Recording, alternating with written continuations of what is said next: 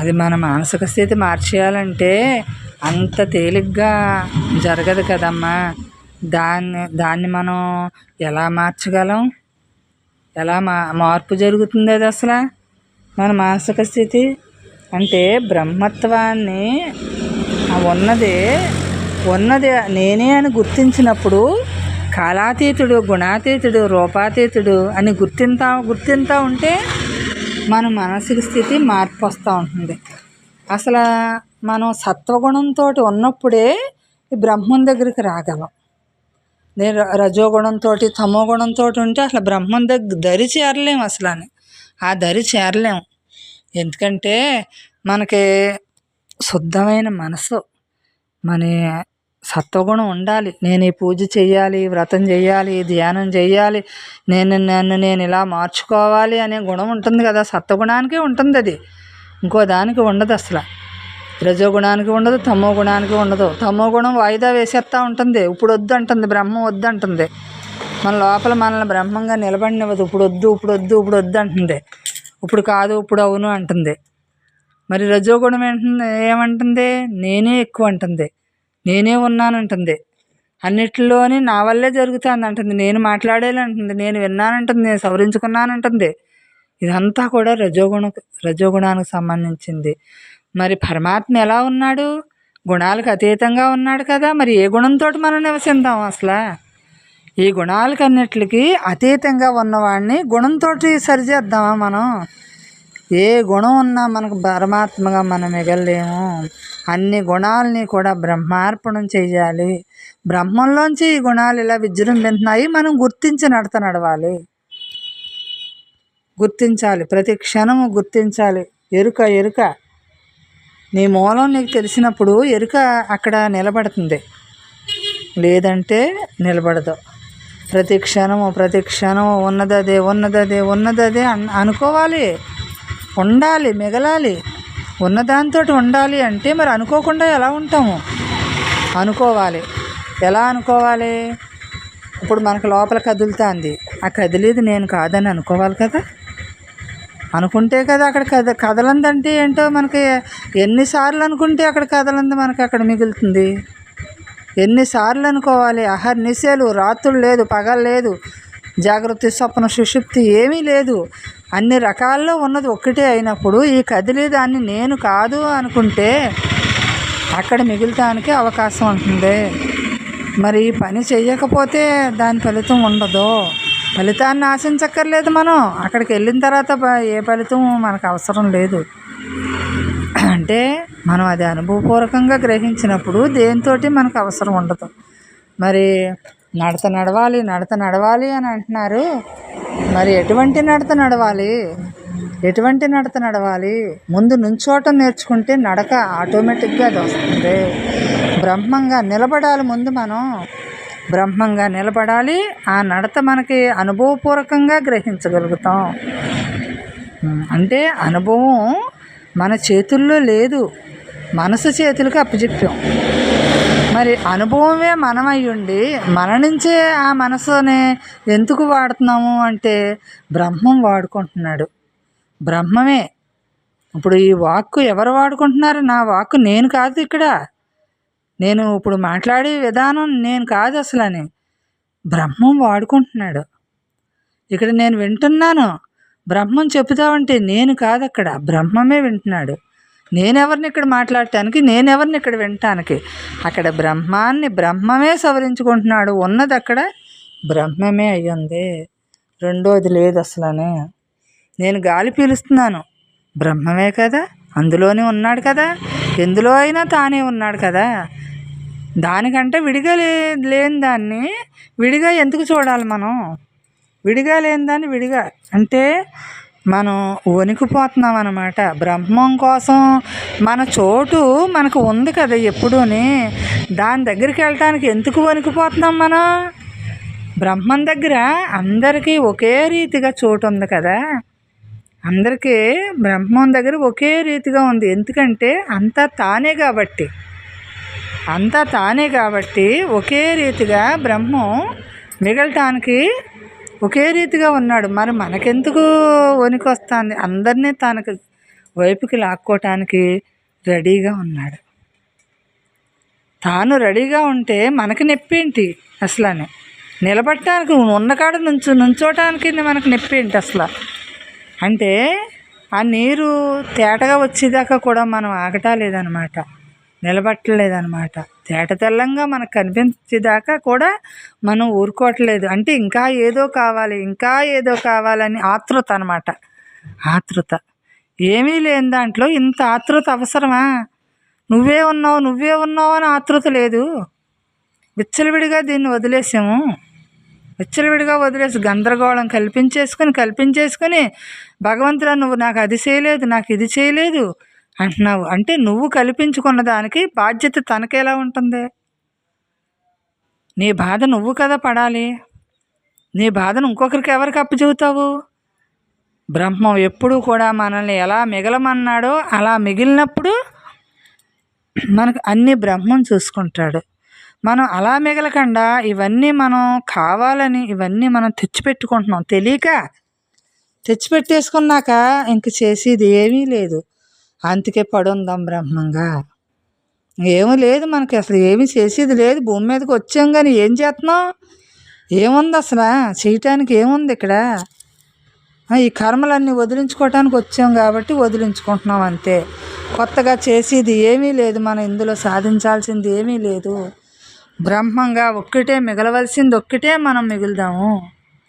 మిగలాల్సింది మిగులుతూ ఉంటే వదలాల్సింది వదులుతూ ఉంటుంది కదా. అది లేని చోటు లేనప్పుడు ఇంకా ఎక్కడ నువ్వు వెళ్ళి ఎక్కడ దూరి ఏమి కల్పించుకుని ఏం చేస్తావు? అంటే మన మనోభావాలన్నీనమ్మా మార్చుకోకుండా బ్రహ్మం తెలియబడదమ్మా. అసలు బ్రహ్మం తెలియాలంటే అది ఒక వస్తువు కాదని తెలుసుకోవాలి మనం అసలు ముందు. అది ఒక వస్తువు కాదు. కృష్ణ పరమాత్మ చెప్పాడు కదా, నైనం చిందంతి శస్త్రాన్ని నైనం దహతి పావక నైనం క్లేదయంత్యోపో నశోషయతి మారుత. నైనం చిందంతి శస్త్రాన్ని నైనం దహతి పావక అంటే ఇప్పుడు ఏ శాస్త్రాలు దాన్ని ఛేదింతాయి? అగ్ని దహించిందా దాన్ని? అంటే అగ్ని ఎక్కడి నుంచి పుట్టింది? తన నుండి, బ్రహ్మం నుండి పుట్టింది. మరి దాన్ని ఏమి ఛేదించగలవు? ఏమి తడపగలవు? ఏమి ఆర్పగలవో? ఏమి ఎండబెట్టగలవో?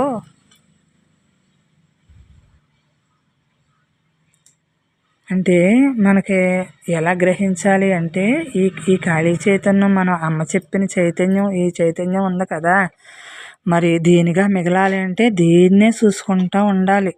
అప్పుడు మన ఆలోచనలన్నీ, మన కదలికలన్నీ మార్పు జరుగుతుంది, మనకు తెలుస్తుంది. దీన్నే చూసుకుంటూ ఉండటమే. మరి దీనిగా మిగలటం కోసం మరి దీన్ని చూడాలి కదా, తప్పదు కదా, దీన్నే చూడాలి. మరి నడక నడవాలి అంటే మరి దాన్ని చూసుకుంటేనే ఆ నడక వస్తుంది. అక్కడ అది బ్రహ్మమే, ఇక్కడ ఇది బ్రహ్మమే. మరి ఏది చేయాలన్నా మిగలాలి అంటే దాన్నే చూసుకోవాలి. ఆ మిగిలిన దాంతో ఉంటేనే అక్కడ మిగులుతుంది. మిగిలింది అదే ఆటోమేటిక్గా ఉంది అది అక్కడ. ఇలా బ్రహ్మార్పణమైన జీవితాన్ని అనుభవించగా మనకి అలా మిగులుతామమ్మా. ఇది ఒక పట్టాని సామాన్యం కాదు. కానీ మన నిర్లక్ష్యం వలన మనం సాధించుకోలేకపోతున్నాం అంతే. మన నిర్లక్ష్యం, దాంతో మనం మిగలటం మనకు చేత కావట్లేదు. అంటే కావాలని ఉంది, కోరిక ఉంది, అలా ఉండాలని ఉంది, కానీ దాని విధానం తెలియట్లేదు. అది సూక్ష్మం కదా. సూక్ష్మం అంటే ఈ మనసుతోటి నేను బ్రహ్మాన్ని తెలుసుకోవాలనుకుంటున్నాము, ఈ గుణాలతోటి తెలుసుకోవాలనుకుంటున్నాము, ఈ అవస్థలతోటి తెలుసుకోవాలనుకుంటున్నాము, ఈ ఇంద్రియాలతోటి గ్రహించాలనుకుంటున్నాము మనసునే, అది బ్రహ్మాన్ని. ఇదంతా సాధ్యం కాదని తెలియాలి ముందు మనకు. అసలు దేనివల్ల సాధ్యం కాదు అని తెలవాలి. సాధ్యం ఎక్కడి నుంచి వస్తుంది? ఈ అన్నిటిని దాటిన స్థితి అదే ఉందని, ఇవన్నీ కూడా కల్పితం అనేసి గ్రహించి ఈ కల్పితాన్ని నేను దృష్టిలో పెట్టుకుంటున్నాను. ఈ కల్పితాన్ని దృష్టి ఎప్పుడైతే వదిలేసిందో నా దృష్టి నాకు అప్పుడు అక్కడ మిగులుతూ ఉంటుందని గుర్తించాలి. మరి ఈ నేత్రాలతో తెలిసేసుకోవాలనుకుంటే ఎలా కుదురుతుంది? మనం దేనితోటి బ్రహ్మాన్ని తెలుసుకోలేము. తనకు తానుగా మిగిలిందే బ్రహ్మం అయ్యుంది, తనకు తానుగా ఉంది, తన నుంచి అన్నీ జరుగుతున్నాయని గుర్తించి, తనకంటా విడిగా ఏమీ లేదని గుర్తించి, తనతో తనమే స్నేహం. ఇంక స్నేహం ఎక్కడుంది ఇక్కడ? తనతో తానుగా ఉండటమే స్నేహం, తనతో తానుగా ఉండటమే మిగలటం అన్నదే. దానికంటా విడిగా ఏమీ లేదని గ్రహించటమే మిగలటము. మరి నేను దీన్ని సవరించుకోవాలి అంటే నేను నా మనస్థితిని మార్చుకోవాలి. నా మానసిక స్థితి ఉంది కదా, దాన్ని నేను ఎలా మార్చుకోవాలి? నా ఆంతర్యంలో నేనే మిగలాలి అంటే నేను దీన్ని ఎలా సరిదిద్దుకోవాలి? ఏమీ లేదే, ఉన్నది అదే అనేసి దానికి నేర్పించుకోవాలి. అప్పుడు సరి చేసుకునేటానికి మనకి వీలవుతుంది. అంటే దేహం పట్టు, ప్రపంచం పట్టు, అన్ని పట్లు వదలాలి. వదిలితే కానీ బ్రహ్మం మనకి తెలియబడదు. అన్ని పట్లు వదిలేస్తే ఉన్నది అక్కడ ఏ పట్టు ఉంటుంది? బ్రహ్మం పట్టు పట్టినప్పుడు అన్ని పట్లు ఆటోమేటిక్గా వదులుతాయి. జరిగిపోయిన దాంతో జరిగే దాంతో దేని మీద మనం టచ్ అవ్వమన్నమాట. మన స్థానం ఎక్కడ పుట్టుకొస్తుందో మన ఆలోచన అక్కడే ఉంటాం మనం. అదే యథార్థం అని తత్వం తెలిసింది కదా. తత్వం తెలిసాక మరి ఆగుతుంది కదా. మరి ఇక్కడ దుఃఖము కలుగుతుంది, ఇక్కడ సుఖము కలుగుతుంది అంటే ఈ బాహ్యానికి కదా ఈ సుఖము ఈ దుఃఖము అని. నా అంతరంగంలో నా గుర్తుతో నేను ఉన్నప్పుడు ఈ సుఖంతో ఈ దుఃఖంతో నాకు పని ఉండదు కదా. ఉన్నదంతా ఆనందమే, ఆనందం తప్ప రెండోది లేదు అనే స్థితికి మనం ఎదగాలి. అంటే యథార్థం తెలిసాక రెండోది అక్కడ కనపడదు. యథార్థం తెలియనప్పుడు రెండోదే ఉంటుంది ఇంకా. అంటే ఈ భావనే మనకు అడ్డం కలుగుతుంది. రెండో దానిగా భావించడానికి ఈ భావనే మనకే. అంటే ఇది ఉంది అని అనుకుంటున్నాం కదా, లేని దాన్ని ఉందనుకుంటున్నాం అంతే. ఇది మన లోపలే కదా ఇది కలుగుతుంది.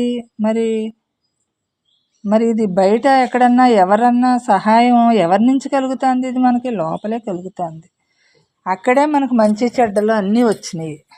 మంచి చెడు, ఇది ఇంద్రియాల పని, ఇది నా పని, ఇది ఉన్నది, ఇది లేనిది అని ఆ భావాలే చెబుతున్నాయి మనకి. ఏ భావన లేకుండా ఉన్నప్పుడు అంటే ఈ ప్రపంచంలో ఏ పట్టు లేకుండా మనం మిగలాలి. అంటే ఏ పట్టు పడతామో ఈ ప్రపంచంలో నశించిపోయేదే కదా ఎప్పటికైనాని. దీనికి ఆధారభూతుడు బ్రహ్మవి ఉన్నాడు. ఆడుకుంటే ఈ సృష్టి అంతా కూడా ఆడి నుంచే జరుగుతుంది కాబట్టి ఆడనే కదా పట్టుకోవాలి.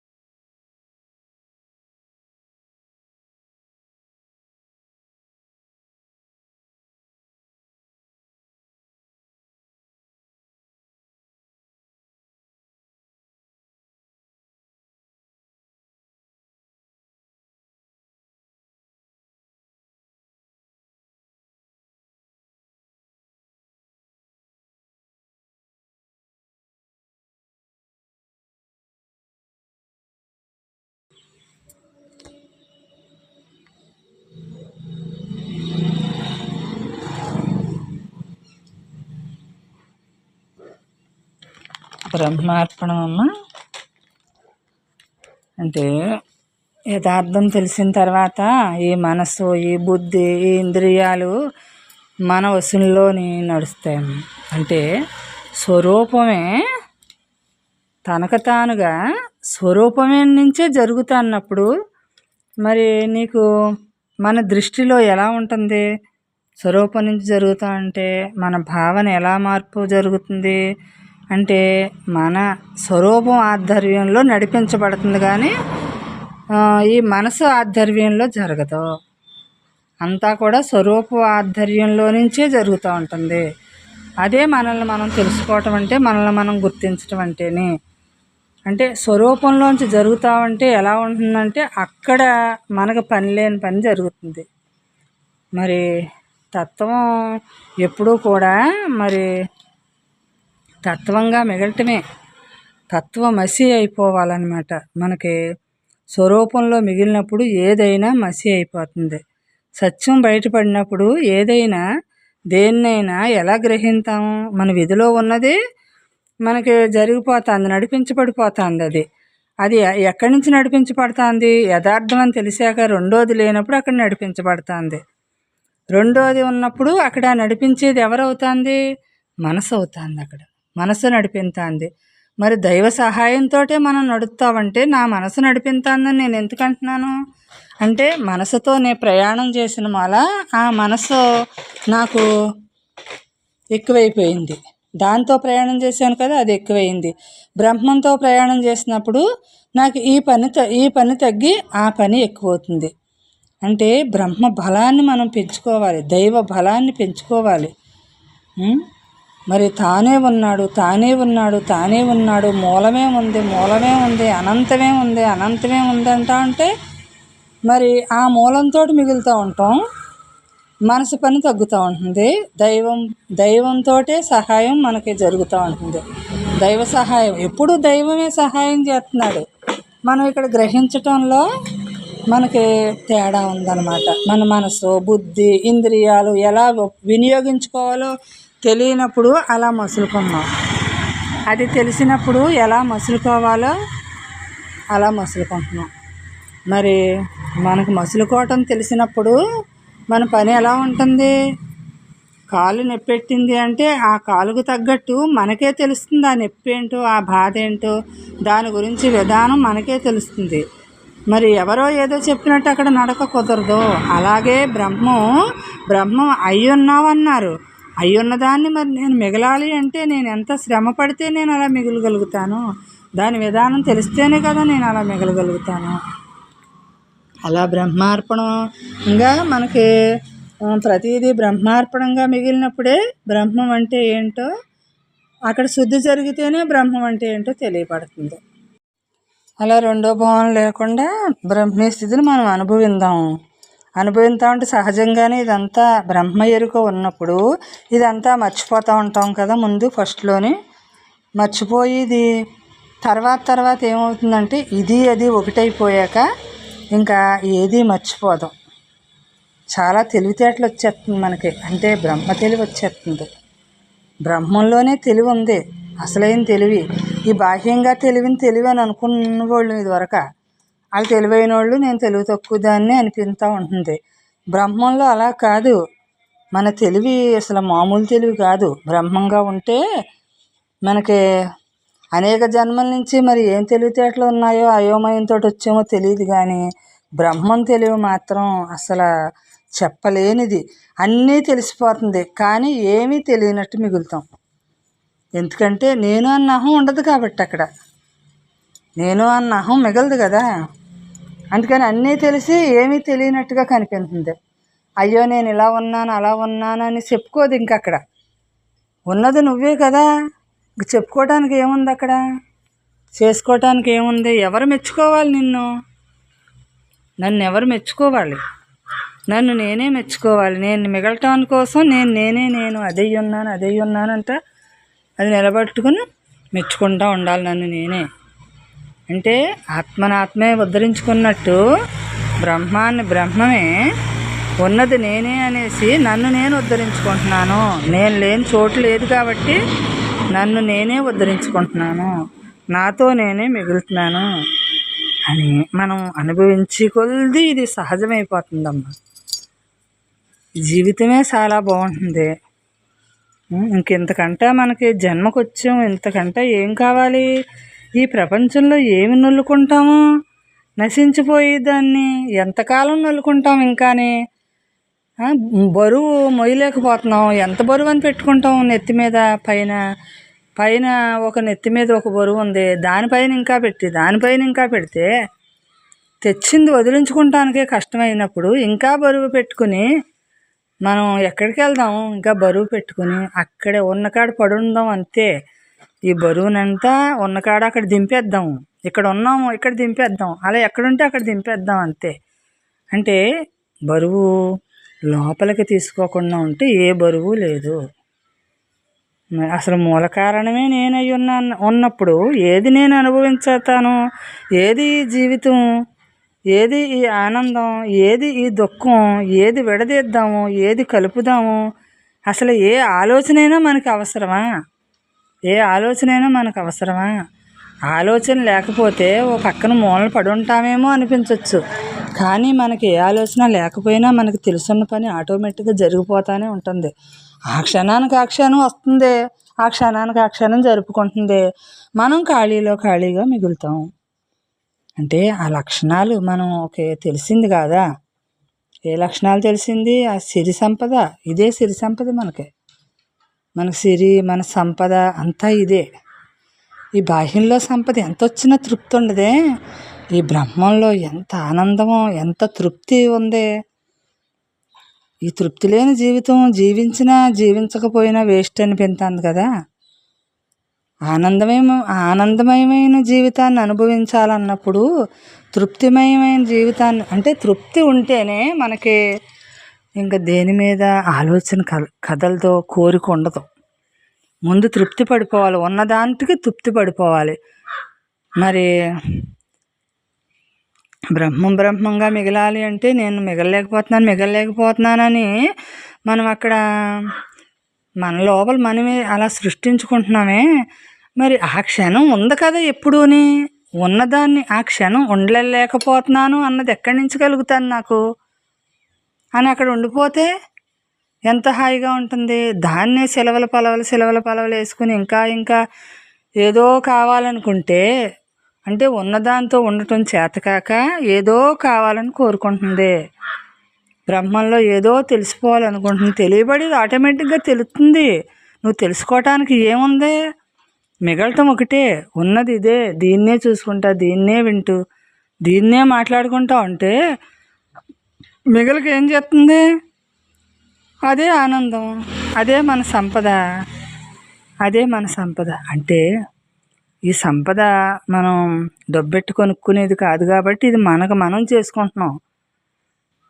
ఇక్కడ ఈ కూడు గుడ్డ ఇవన్నీ అందుతున్నాయి కదా, విధిలో తెచ్చుకున్న మట్టుకు అందుతున్నాయి. మరి ఇంకా కోరిక, ఆ కోరిక తీరకపోతే ఈ బ్రహ్మం కోరిక ఇంకెప్పుడు తీరుతుంది? తృప్తి లేని జీవితం కూడా ఒక జీవితం కాదు కదా. యథార్థంగా జీవితమే అసలైన జీవితం. సర్వము ఉన్నవాడు ఒక్కడే కదా అనేసి ఆడనే ధ్యానించి ఆడి జాసే పెట్టుకుంటే ఈ జగత్తులో మనకు అంతా కూడా మనకి ఎదురయ్యేదంతా కూడా బ్రహ్మం చాలా ఆనందంగా కరెక్ట్గా ఎదురవుతుంది.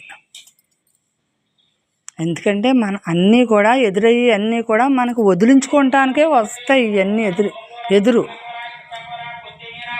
మరి తోటకూర కట్ట ఒకటి మనం దీన్ని గ్రహించి కొలిది అద్వైతంగా నేను మిగలాలి. ఒక తోటకూర కట్టివి దైవంగా మనం ఎప్పుడైతే జీవించడానికి చూస్తున్నామో ఈ జగత్తుని, ఈ కాలానికి లోబడం కాలం మనల్ని ఎందుకు బంధించింది? మనం దాన్ని ఎలా దర్శించాలో తెలియక దైవంగా దర్శించినప్పుడు ఎందుకు బంధించింది అది?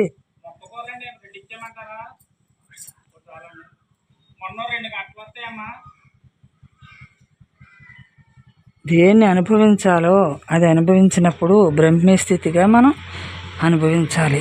అంటే మరి బ్రహ్మస్థితిగా అనుభవించినప్పుడు ఈ వ్యవహారం అంతా తగ్గుతుంది కదా. మరి తగ్గినప్పుడు ఏం పర్వాలేదు, అన్నీ బాగానే జరుగుతాయి. మరి బ్రహ్మాన్ని ఎక్కువగా నేను బ్రహ్మంగానే నేను మిగులుతూ ఉండటమే నా పని చూసుకోవాలి అని మనకు అనిపించాలి. ఇవన్నీ ఆటోమేటిక్గా జరిగిపోతాయి. బ్రహ్మంగా నేను మిగలాలి. నేను దేహభ్రాంతిలో పడితే నాకు ఇంకెప్పుడు బ్రహ్మం దొరుకుతుంది? దేహభ్రాంతిలో పడి దేహం నేను నేను నేను మననం చేసేసాం. ఇదే నేను అనుకుని మననం చేసేసి ఆటోమేటిక్గా ఈ లక్షణాలు అలవాటు వచ్చేస్తాయి కదా. ఏది మననం చేస్తే ఆ లక్షణాలు ఆటోమేటిక్గా వచ్చేస్తాయి. బ్రహ్మం అలవాటు చేసుకుంటే బ్రహ్మ లక్షణాలు ఆటోమేటిక్గా వచ్చేస్తాయి. అలాగా మనకి అందులో ఎలా ఉంటున్నాము, ఇందులో ఎలా ఉంటున్నామో మనకే తెలుస్తుంది కదా.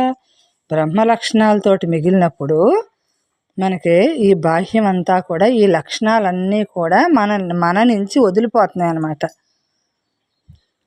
బురద ఎప్పుడైనా సరే మనం నీళ్లు కొట్టగానే ఎలా వదిలిపోతుందో అలాగే మనం బ్రహ్మంగా మన చూపు ఉండాలి. మన చూపు బ్రహ్మంగా ఉన్నప్పుడు, మనం చేసేది బ్రహ్మంగా నిలబడినప్పుడు అక్కడ బ్రహ్మమే వదిలించుకుంటుంది, బ్రహ్మమే చూసుకుంటుంది అన్నీని. మన పనే లేదు అసలు. అని పని ఉంది అని ఇబ్బంది పడిపోతున్నాము. పని ఏంటి మనకు? అసలు ఏం పని ఉంది మనకి? మనల్ని నడిపేదాడు, కదిపించేదాడు, కుదిపించేదాడు. మనకు పని ఏంటి? అరిగించేదాడు. తింటామంటే అరిగించేదాడు, మనం పడుకుంటామంటే కాపలా కాసేది వాడు. ఇంకా ఈ దేహాన్ని ఇంకా ఏంటి మనకి? ఇంకా సుఖం తెలియటాలేదు ఇంకాని. అంటే సుఖం నా స్వరూపమైందని తెలియక కదా ఇందులో గందరగోళం పెట్టుకుంటున్నాను నేను. నా స్వరూపమే అదై ఉందని నాకు తెలియదు. నా బందికాణాలో నేనే చిక్కుకుంటున్నాను. ఇది బంధించుకుని నేను చిక్కుకుంటున్నాను. జీవితం ఎలా జీవించాలో తెలియక, నాకు మార్గం తెలియక ఇందులో బందీ అయిపోయాను. మరి బందీలోంచి విడుదల అవ్వాలంటే ఒక్క క్షణం పట్టదు మనకు. అసలు గ్రహింపు ఒక్క క్షణం పట్టదు. ఆ క్షణంలోనే అలా నిలబడిపోవచ్చు. ఆ క్షణం మరి మనం ఏం చెబుతున్నారు, ఎలా నిలబడాలి మనం, నాకు ఆనందో బ్రహ్మగా నేను ఎలా మిగలాలి అన్నప్పుడు మన లోపల ఎలా అయ్యో నేను మిగలాలి కదా అన్నప్పుడు ఏదో ఒక వేదాంత వాక్యం మన చెవుని పడుతుంది. అప్పుడు నిలబెట్టుకుంటూ ఉంటాం. మన ఇంటి దగ్గర ఉన్నా, ఎలా ఉన్నా, ఏది ఎదురైనా మనల్ని సవరించుకోవటానికి ఎదురవుతుంది. ప్రతిదీ కూడా మనల్ని సవరించుకోవటానికి. వీళ్ళు మాట్లాడలేదు, వాళ్ళు మాట్లాడలేదు, ఆ రోజున మనకు అవసరం లేదు. ఎవరు నీతో మాట్లాడాలి? నీలో బ్రహ్మం ఉన్నాడు కదా, ఆడితో నువ్వు మాట్లాడుకో. నీ కాలక్షేపణ బ్రహ్మంతో చెయ్యి. బ్రహ్మం నిన్ను సరిచేస్తాడు. బ్రహ్మం నీకు తోడు నీడగా ఉంటాడు. ఎప్పుడు నీ ఎల్లకాలాల యందు ఉంటాడు. మరి ఎవరు నిన్ను నశించిపోయేవాళ్ళు ఎవరు నిన్ను ద్వేషించారంటావు? ఎవరు నిన్ను బాగు చేస్తారు? వాళ్ళు ఏమన్నా నిన్ను బాగు చేస్తారా, ఓగు చేస్తారా? ఎవ్వరూ నన్ను ఉద్ధరించట్లేదు, ఎవరూ నన్ను చెడుగా చూడట్లేదు. ఎందుకంటే నన్నంటే ఈ దేహం నేను ఏదైతే తెచ్చుకుందో అది జరుగుతుంది అక్కడ. అసలు నువ్వు ఉండనే ఉన్నావు కదా, ఎప్పుడూ ఉన్నావు కదా, దానికేమీ లేదు కదా.